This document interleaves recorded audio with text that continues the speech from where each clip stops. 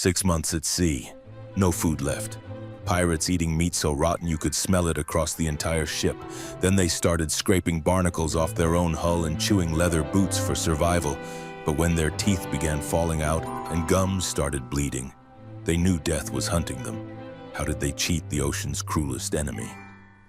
6 months at sea. No ports, no supplies, no help coming. When the food ran out, pirates had to get creative or die trying. What they came up with pushed the limits of both courage and stomach strength. Welcome to the art of staying alive on the high seas. Life at sea wasn't all about buried treasure and dramatic sword fights. Sometimes the biggest battle pirates faced was against their own growling stomachs.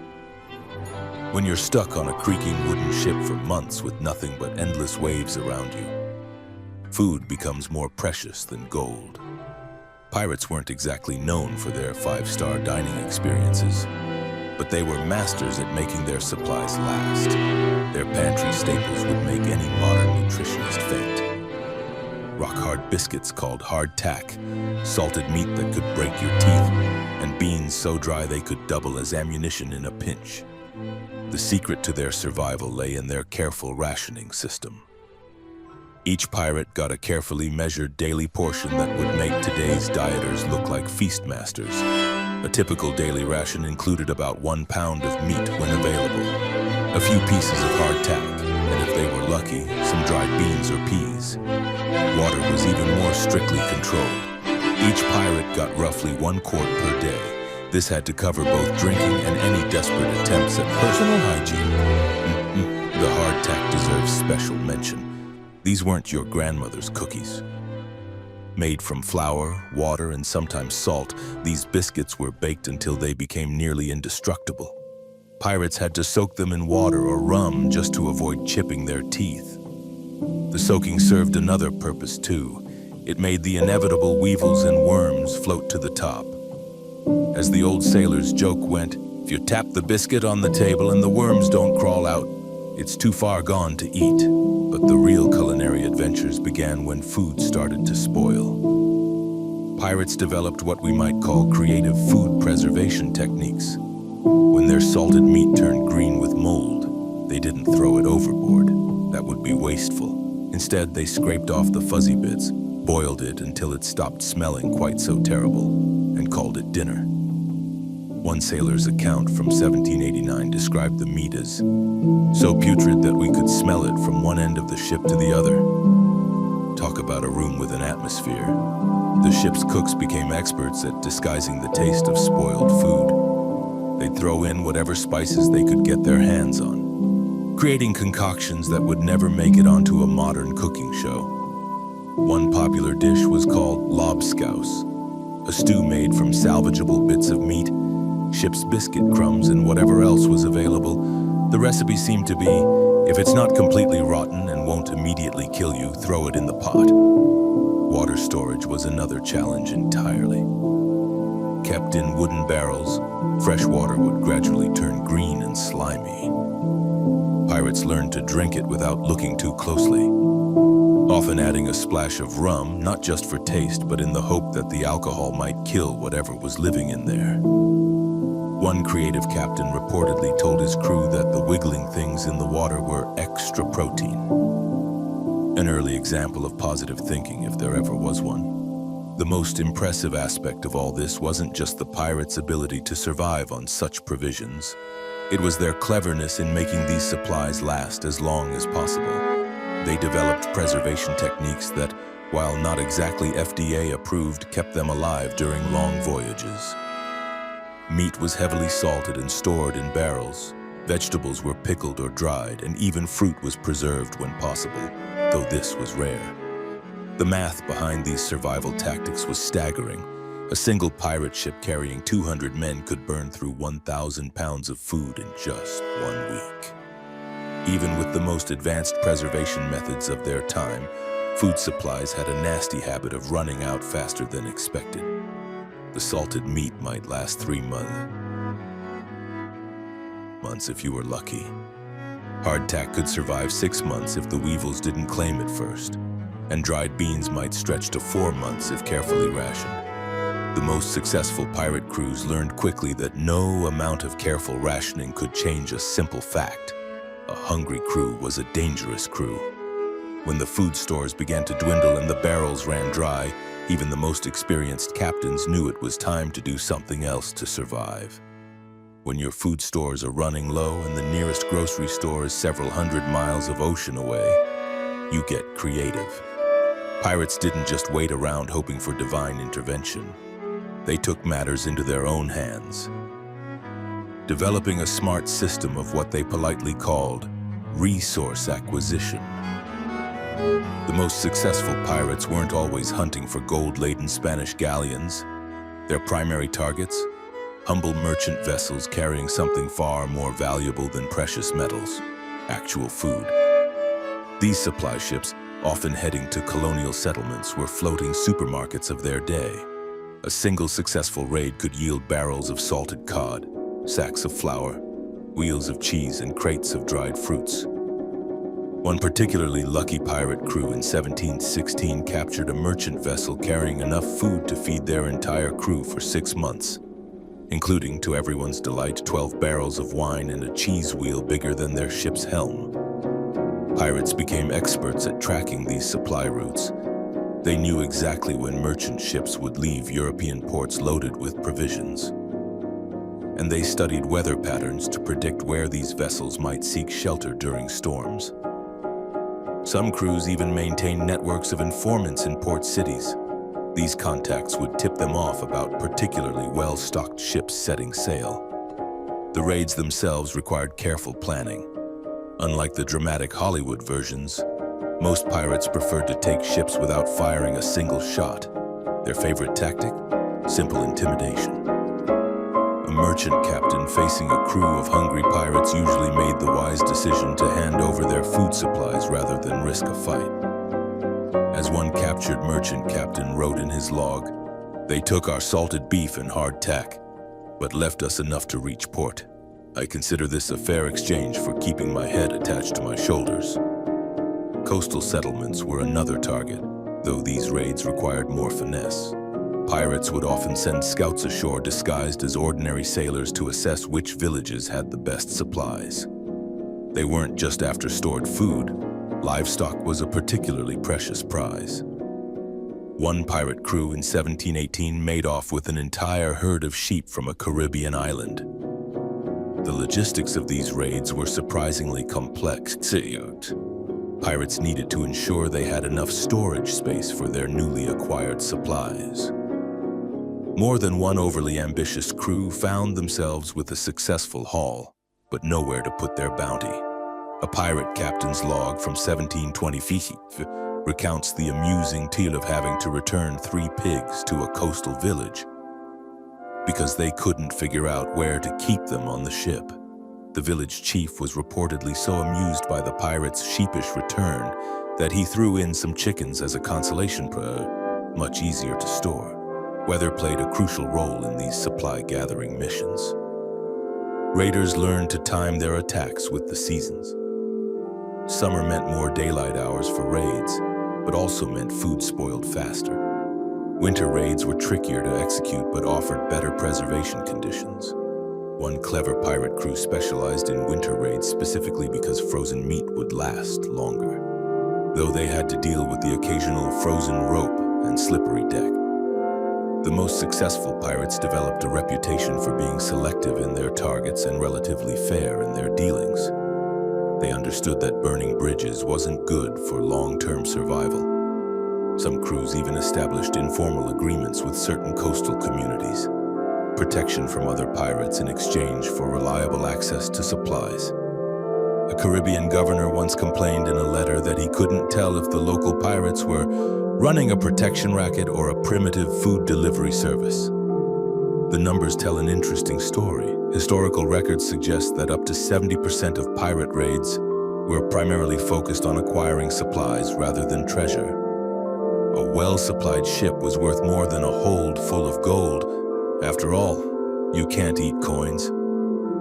One famous pirate captain was known to trade captured luxury goods back to merchants in exchange for basic supplies. leading his crew to joke that he was running a very aggressive trading company rather than a pirate ship. All these elaborate supply-gathering operations worked well enough when the seas were busy with merchant ships and coastal settlements were within reach. But what happened when pirates found themselves in emptier waters, far from any potential targets? That's when they had to turn to another food source, the world's biggest buffet, the ocean itself. Of course, this particular restaurant had some interesting serving methods, questionable menu items, and absolutely no refund policy. The basics of fishing aboard a pirate ship would have made any professional fisherman scratch their head. Try casting a line while your fishing spot is drifting with the currents.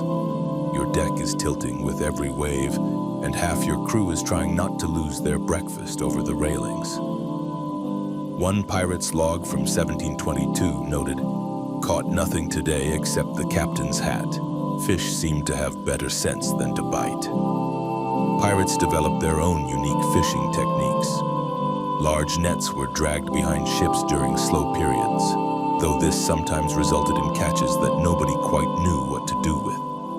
One crew pulled up a net full of jellyfish and spent the next hour debating whether they were desperately hungry enough to try eating them.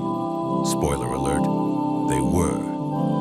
The ship's cook earned himself a reputation for making jellyfish somewhat edible by boiling them with whatever spices he had left. Though the crew agreed his culinary creativity might have gone too far, harpooning became a popular sport among pirate crews, particularly when larger fish were spotted. The sight of a tuna or swordfish would send the whole crew scrambling for positions. Historical records mention unofficial competitions between ships, with crews betting on who could land the biggest catch. One particularly ambitious crew in 1719 managed to harpoon a small whale, though their victory celebration was cut short when they realized they had no idea how to get it on board or what to do with that much meat before it spoiled. Sharks were both feared and prized catches. Some pirates believed eating shark meat would give them the creature's strength and ferocity, though most would have settled for just filling their stomachs. Getting a shark onto the ship was a team effort that often involved more cursing than actual fishing technique. One ship's log describes a memorable incident. 3 men pulled in the shark while 20 stood around offering helpful advice. The helpful advice did not prevent the shark from taking a bite out of someone's boot. The real challenge wasn't catching the fish. It was keeping it edible. A crew could haul in hundreds of pounds of fish in a good week. But without proper preservation, their feast could turn into a disaster by day 3. Pirates became experts at improvised preservation methods. Fish were quickly gutted, salted, and left to dry in the sun on lines strung across the deck. The smell was apparently memorable enough that one captain wrote, "The ship now has 2 distinct aromas, unwashed pirate and drying fish. I'm not sure which is worse." Seaweed became an unexpected addition to the pirate diet. Initially collected by accident in fishing nets, some crews discovered it was actually edible.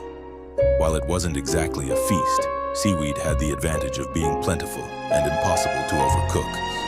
One creative ship's cook started a brief trend of wrapping fish in seaweed before cooking it, accidentally inventing a primitive version of sushi that probably wouldn't win any culinary awards.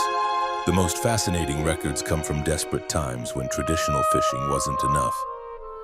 Pirates ate things that would make modern food safety inspectors faint. Raw sea urchins, mysterious deep-sea creatures pulled up in nets, and even the barnacles scraped off their own hull. A ship's doctor in 1721 wrote, "The men have taken to eating anything that moves in the water and several things that don't. I'm running out of medicine for stomach problems." In terms of pure numbers, a successful fishing operation could bring in impressive amounts of food.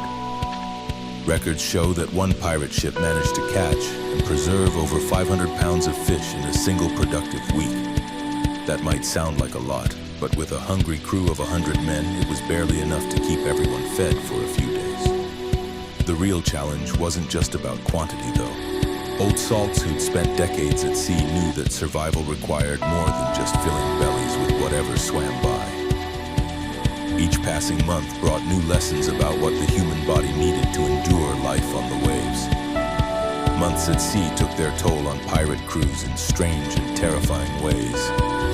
First came the bleeding gums, turning simple tasks like eating hardtack from merely unpleasant to downright painful. Then teeth started wobbling in their sockets, a particularly cruel joke for pirates who needed to look fierce. Finally, old wounds would mysteriously reopen and new bruises appeared out of nowhere. The culprit? A sneaky illness called scurvy. Scurvy was the horror story of the high seas, killing more sailors in the 17th and 18th centuries than storm shipwrecks and sword fights combined. One captain's log from 1742 described it as a plague worse than any Spanish cannon. The numbers tell a grim tale. Some long voyages lost up to 60% of their crew to this invisible enemy. Pirates might not have known about vitamin C, but they knew something was wrong when their crew started falling apart, literally. The sight of a tough-as-nails sailor crying because his teeth fell out while eating was enough to make any captain desperate for solutions. One creative pirate captain started a rule that any coastal raid had to include grabbing every fruit tree in sight, earning him the nickname Citrus Pete among his crew. The search for a remedy led to some pretty wild experiments. Some crews believed that drinking seawater in small doses might help. It didn't, unless you count making everyone miserable as helping. Others tried making tea from rope fibers, which probably tasted about as good as it sounds. One particularly desperate crew attempted to cure their scurvy by eating their leather boots, reasoning that if citrus peels worked, maybe other peels would too. Surprisingly, this wasn't completely crazy. Leather contains some vitamin C, though probably not enough to justify eating your shoes. Pine needles became an unexpected hero in the fight against scurvy. Some native tribes taught pirates that these prickly greens contained something that kept the dreaded disease at bay. Smart crews would stock up on pine needles whenever they made landfall, brewing them into a tea that tasted like Christmas gone wrong, but helped keep their teeth in their heads. One ship's doctor wrote, "The men complain about the taste, but they complain more about their teeth falling out, so they drink anyway." Coastal raids took on a new purpose when crews understood the importance of fresh food. Pirates became surprisingly knowledgeable botanists, able to identify vitamin C-rich plants at a glance. They'd raid villages not just for gold, but for gardens. Historical records mention one pirate crew that stole an entire grove of lime trees, pots and all, managing to keep them alive on deck for months. The crew survived, though their captain complained that the blessed trees took up more space than the treasure. Some of the more innovative crews tried their hand at ocean gardening. They'd fill barrels with soil during land raids and attempt to grow herbs and small vegetables on deck. Most of these floating gardens failed miserably, though one successful crew managed to keep a small patch of herbs alive for several months. Their secret? They used the cook's rejected fish stew as fertilizer. Effective, but apparently the smell made standing watch duty near the garden an unpopular assignment. Tales spread of a mysterious fermented drink some pirates concocted from whatever plant matter they could find. The recipe varied from ship to ship, but usually involved letting fruit scraps, vegetable peels, and any green things they could find soak in water until it started bubbling. The resulting brew probably wouldn't win any awards at a wine tasting, but it helped keep scurvy at bay. One ship's log notes, the men have named this concoction Poseidon's Revenge, though whether that's for its effects on scurvy or their stomachs remains unclear. For all their creative attempts at prevention, the most reliable cure remained reaching land and finding fresh food. The mere sight of a green coastline could revive a scurvy-stricken crew's spirits. Records tell of one pirate ship that made an emergency stop on a small island, and the entire crew spent 3 days doing nothing but eating fresh fruit. The ship's doctor noted with amusement that he'd never seen men so excited about vegetables. Between fighting off disease and keeping everyone fed, a pirate captain's job was never done. Living through months at sea required more than just good planning and resourcefulness. A hungry pirate was a dangerous pirate, but a crew driven mad by months at sea was every captain's worst nightmare. The endless horizon, cramped quarters, and the constant worry about where the next meal would come from could break even the toughest sailors. That's where the real art of pirate leadership came into play. The foundation of survival was the pirate code, not just a set of guidelines about treasure sharing, but strict rules about food distribution. These weren't suggestions written in fancy language. They were survival laws carved into the ship's very culture. Stealing food from the common stores was often punished more harshly than stealing gold. After all, you can't eat gold when you're stranded at sea. One particularly clever captain in 1723 created what he called the equal bellies rule. Everyone from the lowest deckhand to the captain himself got exactly the same food ration. When his crew questioned why he'd give up the traditional captain's privilege of better meals, he answered, "A captain with a full belly commanding starving men soon finds himself neither full nor captain." The rule stuck, and his crew remained notably loyal throughout several brutal voyages. Pirates became masters at distracting themselves from their growling stomachs. Sea shanties weren't just fun songs. They were tools for survival. Working became easier when the whole crew sang together, and it's hard to fight with your crewmates when you're trying to remember the next verse of What Do You Do with a Drunken Sailor? One ship's log mentions a competition where crews invented new verses about their empty stomachs, turning their misery into entertainment. Gambling took on new meaning during long voyages. Pirates would bet their future rations in card games, creating an entire economy based on food. Smart captains allowed this within limits. It gave men hope that tomorrow's meal might be bigger, even if today's was small. Though one captain had to add a rule against betting more than 3 days' worth of food after a particularly unlucky sailor lost 2 weeks of meals in a single game of cards. The most successful pirate crews treated their ships like floating villages, complete with their own traditions and celebrations. They marked time not just by the moon and stars, but by small victories. Successful fishing days, surviving storms, or finding a barrel of rum that hadn't gone bad. One creative crew started the tradition of Feast and Famine Fridays, where they'd either celebrate having food or make fun of not having it. The ship's cook noted that laughter fills an empty stomach better than complaints. Record books from various pirate ships reveal an interesting pattern. Crews that maintained strong unity had a survival rate nearly twice that of ships where discipline broke down. One document from 1735 tells of a captain who gave up his own rations for 2 weeks to feed sick crew members, earning such loyalty that his men followed him through 3 more years of brutal voyages. The most fascinating stories come from crews that turned survival itself into a source of prey. They created elaborate rituals around mealtimes, treating even the smallest portion of salted fish like a feast fit for kings. One ship's log describes how they take turns telling stories during meals, with the best storyteller earning a small extra portion. The practice not only made meager meals last longer, but kept the crew's spirits up through the hardest times. Pirates living through months at sea learned that survival wasn't just about having enough food. It was about keeping your humanity when the ocean seemed determined to take it away. Crews that stuck together, shared equally, and maintained their sense of humor were the ones that made it through the longest voyages. Every old salt knew that a crew's unity was worth more than all the food in a merchant's hold. Through storms and calm, feast and famine, these sailors created a culture of survival that would put modern team-building exercises to shame. Their methods weren't always pretty, their jokes weren't always clean, and their solutions weren't always orthodox. But they did what had to be done to keep their crews alive and mostly sane on the endless blue horizon.